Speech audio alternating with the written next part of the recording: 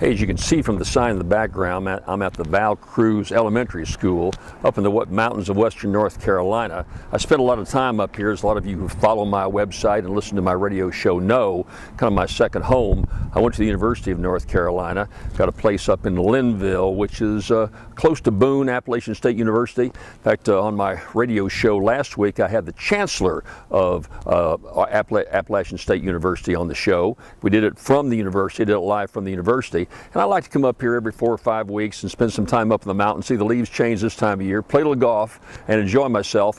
While I was here, I found it interesting. There's a lot of interest in charter schools, as there is in Louisiana and through a lot of the country right now. These charter schools take a little different tack, though, that I might share with you. There's several in this area who have been extremely successful with minority kids, poor kids. One particular school very close to me here right now had 48 kids in their graduating class this past year. All 48, and these are underprivileged, primarily African-American kids, all 48 not only graduated, but had at least 2 acceptances to universities. All 48 are going to college as they get out of high school. And what's interesting is the work product put in.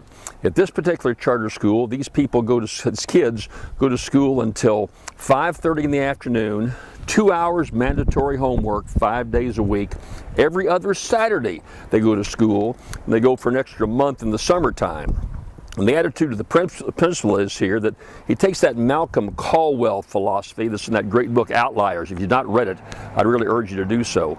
Caldwell says that if you're trying to make a leap forward and catch up, you can't do just as well as the other best schools in the country, because they're also trying to leap forward.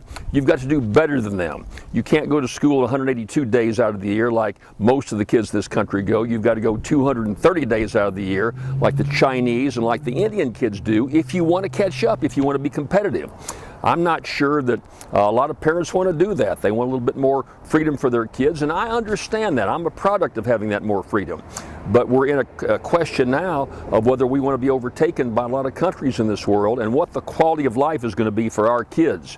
With the economy right now, I'm a believer in the fact that you've got to give a little bit more, you've got to catch up.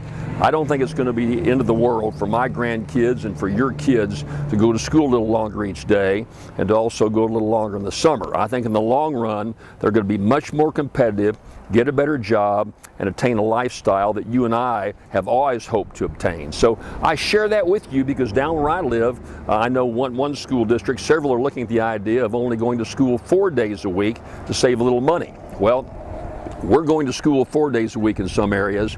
Up here in these charter schools, they're going to school 6 days a week till 5:30, and they're hoping to be much more competitive. A tough choice for parents, for school administrators, and for teachers coming up the months and years to come. So share that with you up here in the mountains of North Carolina. Hey, you folks in Louisiana, I'll see you back home.